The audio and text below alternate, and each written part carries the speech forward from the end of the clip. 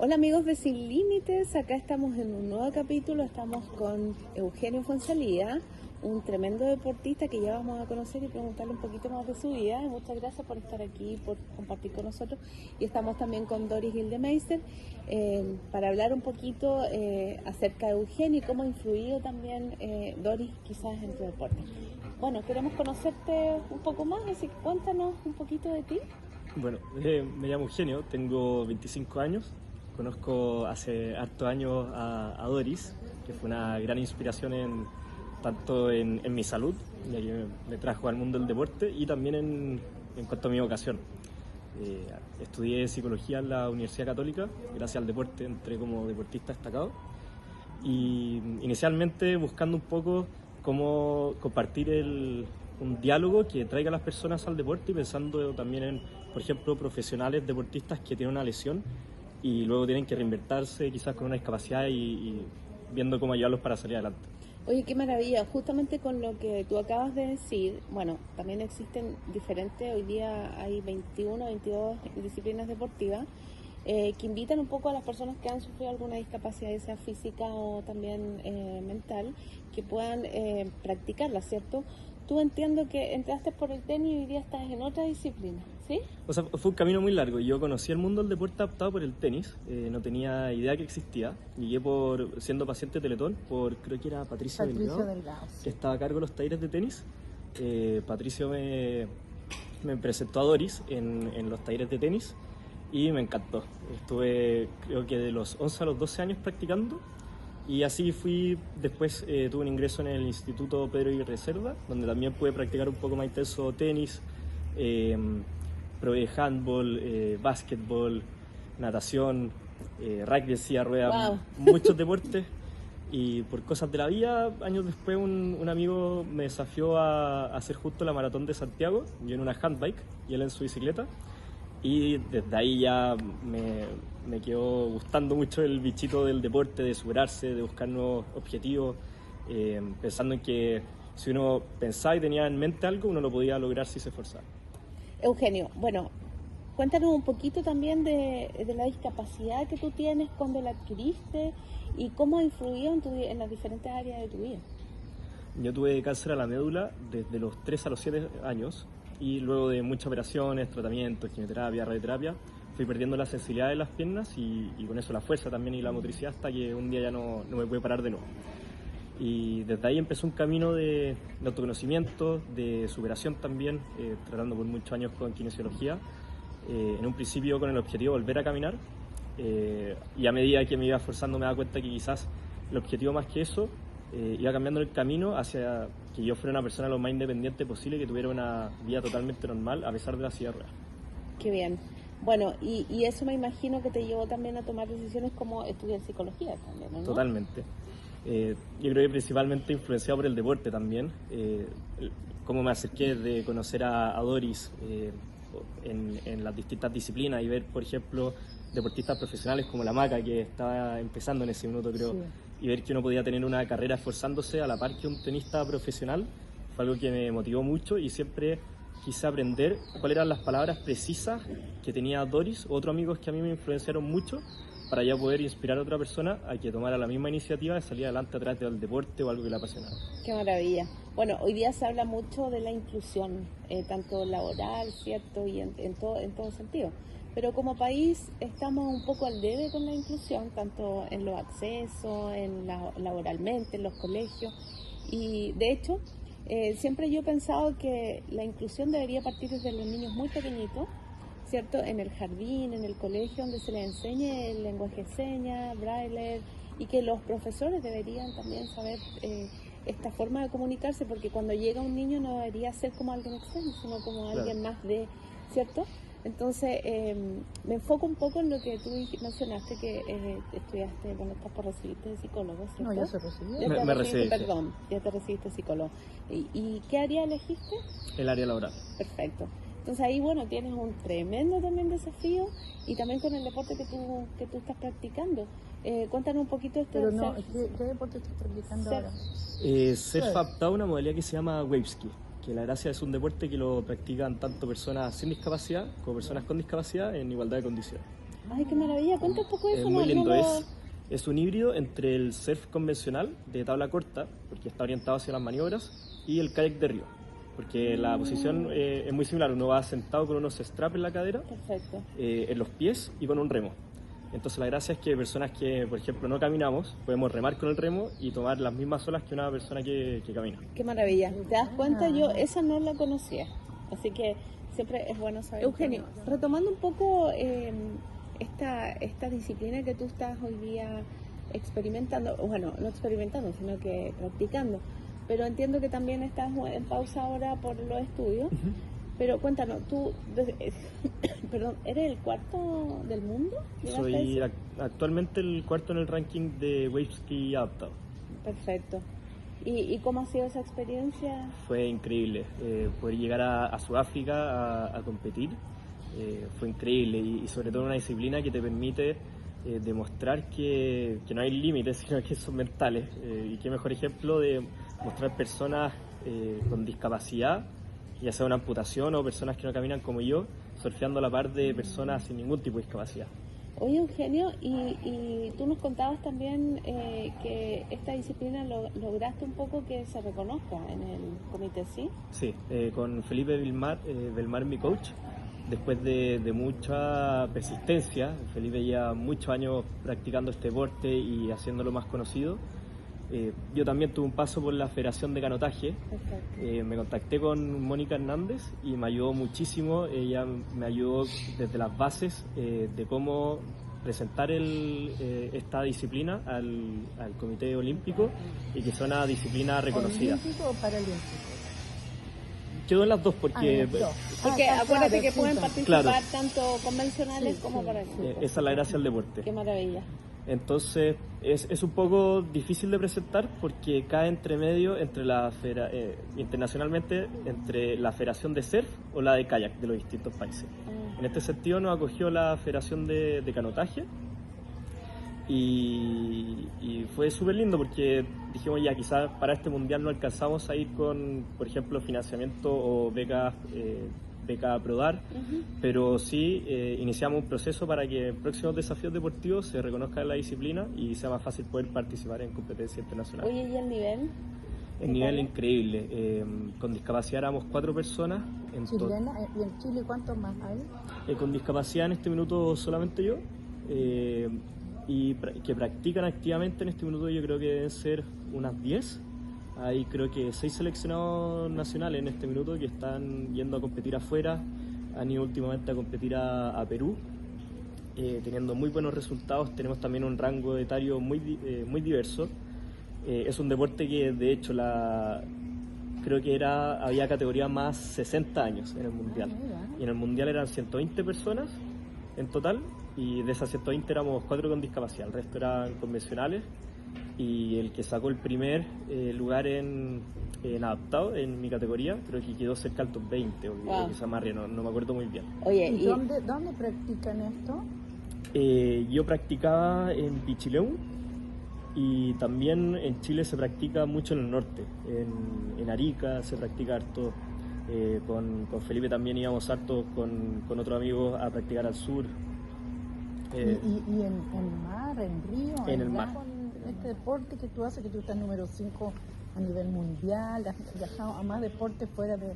¿Dónde me dijiste que habías ido a África? Sí, el mundial fue en Sudáfrica, Ah, en Sudáfrica, ¿ya? en ese quedé cuarto del mundo. Que fue ay, qué genial, te felicito. Fue increíble, un trabajo de muchos años ahí con Felipe. Bueno, se ve reflejado. Sí. Y Perú también. Perú Perú fuimos también. 2 veces el año pasado. Con Perú tenemos una relación deportiva increíble. Siempre se organiza todos los años una copa que se llama la Copa Pacífico, como en talla a la Guerra del Pacífico. Y fuimos a esa y también, no estoy seguro si fue un sudamericano que también organizamos en Perú, pero también fuimos chilenos y peruanos y estuvo muy lindo, estuvo muy bueno. ¿Y para los paralímpicos, ponte tú, está este deporte o todavía no está? Todavía no está este deporte. Estados Unidos también participé en el Mundial de Surf Adaptado, no me acuerdo si el 2017 o 18, que se fue en La Joya, en California. Y lo que pasa a nivel como de comité olímpico, cuando un deporte entra, como en este caso el surf, En la edición siguiente de los próximos Juegos entra la versión paralímpica. Ah, perfecto. Claro. Entonces, de hecho, el waveski, la modalidad que yo hago, es una de las modalidades como más fuertes del surf adaptado o Wow. el surf paralímpico. El podio casi siempre son, por ejemplo, en categoría Open está Felipe Lima, que él es de Brasil, y creo que siempre también llegaban personas ciegas, que es increíble verlas surfeando, que si no te dicen que es un round o un hit, que al final es como un round, si no te dicen que son personas ciegas no te das cuenta, porque muchos entran solos y tú lo ves a nivel totalmente olímpico y no te das cuenta si no te dicen. Bueno, el ahí número uno, también- perdón, el número uno del mundo, ¿de qué país es? El número 1 del mundo en adaptado, cuando yo estaba más metido con el surf adaptado más que el waveski, en ese minuto era Felipe Lima de Brasil, que él hacía waveski en surf adaptado, porque se puede usar en la categoría sentado. Tú puedes Oye, tomar una... Brasil. Sí. Bueno, Brasil tiene muy buen ranking y tiene muy buenos deportistas. No, increíble. Igual que Perú ha subido pero increíblemente el nivel de sus disciplinas, pero ha sido increíble. Yo siempre estoy mirando y siempre Perú ahí No, firme, máquina, México sí. también. Así que, Tu elección Oye. ahora, porque tú dejaste de practicarlo un poco porque te titulaste y ahora vas a volver a entrenar y tienes algún campeonato a futuro o no sé si se llama campeonato en esto. Sí. O- En este minuto mi proyección deportiva es primero como instaurarme en el mundo laboral, ahora que acabo de egresar. También para tener la estabilidad económica, para estar tranquilo en una competencia, prepararla bien y no estar, en vez de entrenando, viendo de dónde sacar sí, los recursos. para poder competir. Entonces, mi paso a paso sería hoy en día encontrar un buen trabajo que me dé tiempo para poder prepararme bien físicamente, también para tener la capacidad de autofinanciar las competencias y partiendo por comprarme una tabla, porque para el Mundial vendí la tabla. ¿Cuánto cuesta una tabla? Aprox. En Perú, que hacen muy buenas tablas, están cerca del $1.000.000 Wow. y ya una como High Performance están desde $1.500 a $3.000. Oye, y Oye, la pero no implemen- es tanto si tú lo comparas con una silla de rueda deportiva. Claro, de tenis sí, que es te muy vale parecido. 9 millones. No vale como, no sé, mucho más. Sí, Claro. sí. Y tú- Pero más o menos partiendo de ahí. tú tienes como, a ver, porque en tenis, yo puedo hablar de tenis, tú tienes 2, 3, 4 raquetas, Claro. y aquí tú tienes una tabla o tienes 2 tablas o una nomás. Casi siempre en el mundo adaptado se usa una, porque uno se acostumbra mucho, es como tus piernas al final. Como tus regalones. Pero claro, la idea es como tener ojalá 2 tablas. Entonces, si las condiciones del mar están de una forma, es como en ese sentido el golf. Tú eliges un palo y sería la tabla, y si cambia, eliges otra tabla. Oye, y la ropa que que en este caso son como los accesorios, ¿cierto? La ropa que se usa también, porque también eso es caro, no es algo Claro, barato. los trajes de surf Trajes, también. perdón, Sí. esa es la palabra. También son caros, te duran en óptimas condiciones un año, como para mantener bien la temperatura. También tiene que ver mucho con la intensidad del entrenamiento. Si ¿Y la está- alimentación? También, yo creo que lo más difícil para todo deportista, más que entrenar, es incluso la alimentación. Sobre todo a veces uno puede tener energía para entrenar y no necesariamente para cumplir con lo que tienes que comer en el día y prevenir lesiones. Yo creo que Eugenio, ¿hay alguna discapacidad que impida hacer esta disciplina? Te lo pregunto porque yo estoy haciendo como harta difusión en que gente que tenga Pero discapacidad espérate, elija algún deporte. Los cuadriplégicos, los tetras, Bueno, tenemos el caso de Javier Ursúa, que él tiene una tetraplegia muy alta y él dijo, no, yo quiero hacer waveski. Con Felipe lo estuvimos apañando mucho tiempo y logró incluso poder remar, pero claro, nos dimos cuenta que necesitaba una tabla más grande para mantenerlo estable y con un respaldo, pero si uno adapta la tabla y tiene libre material para disponer y inventarse, cualquier persona puede, en verdad. y para remar le tenías que amarrar los remos, ¿o qué? Porque en Él- el tenis tú Claro. a veces le amarras con un tape la Sí. raqueta a la mano. Lo que hizo Javier fue en un taller con Wally, que yo creo que a todos los Sí, del sí, lo mundo conozco. paralímpico nos ha hecho muchas adaptaciones. Sí, sí, lo conozco. Le adaptó la típica fijación que uno usa para manejar al remo. Entonces él metía las manos, le quedaban fijas las 2 muñecas y con eso él podía remar. Yo recién el More Sport, ahí me pidieron que hiciera demostración de los distintos deportes de discapacidad en el centro del Mall Sport. Entonces hicimos tenis, hicimos bochas, hicimos, ¿cómo se llama?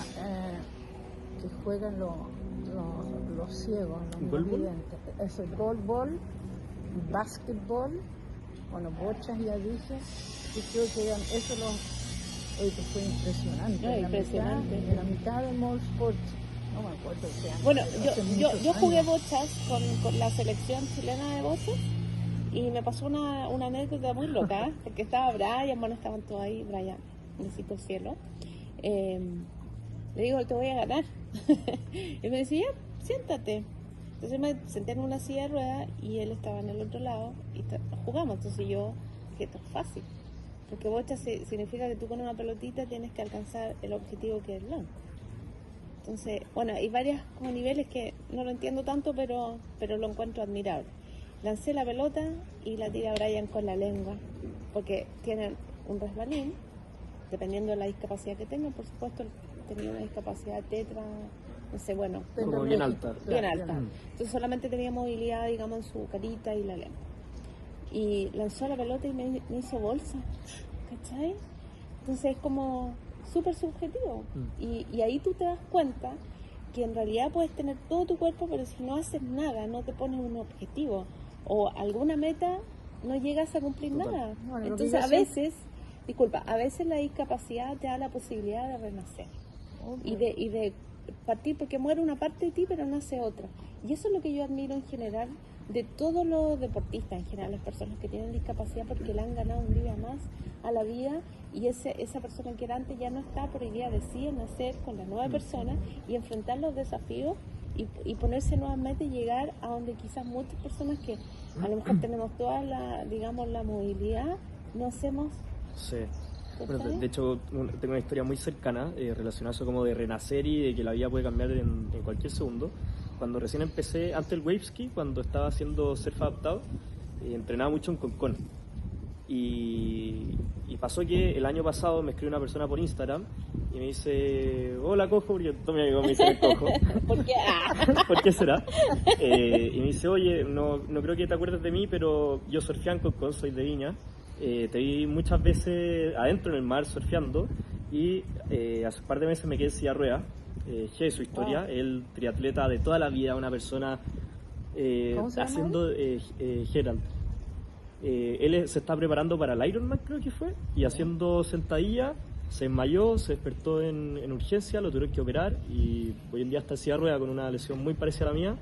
Y fue heavy porque me dijo como, me acuerdo de ti porque te veía surfeando, bajando de la silla de ruedas, entrando al mar y surfeando mientras yo caminaba, y ahora estamos con las mismas y ha sido como súper choro ser parte de su proceso para como volver a nacer y acostumbrarse a la vida con discapacidad, y hoy en día está en Antofagasta Minerals, le está yendo increíble, y así como se te hace un poco más difícil el camino, también te abre muchas puertas. Es muy lindo eso, sí. Que de esa actitud de seguir adelante y adaptarte para lo que viene, puedes salir adelante y tener una vida plena y quizás llegar más lejos que lo que hubieras llegado. Me tomo de eso, qué importante, porque puedes influir mucho más en la vida de las personas con tu propia historia, pero aparte de eso es como claro, el testimonio y lo que decías tú, o sea, puedes llegar mucho más lejos quizás con una vida como asumida, que tiene la opción de hacer todo pero no hacer nada. Yo siempre les he dicho, si con la discapacidad la vida no termina, la vida sigue.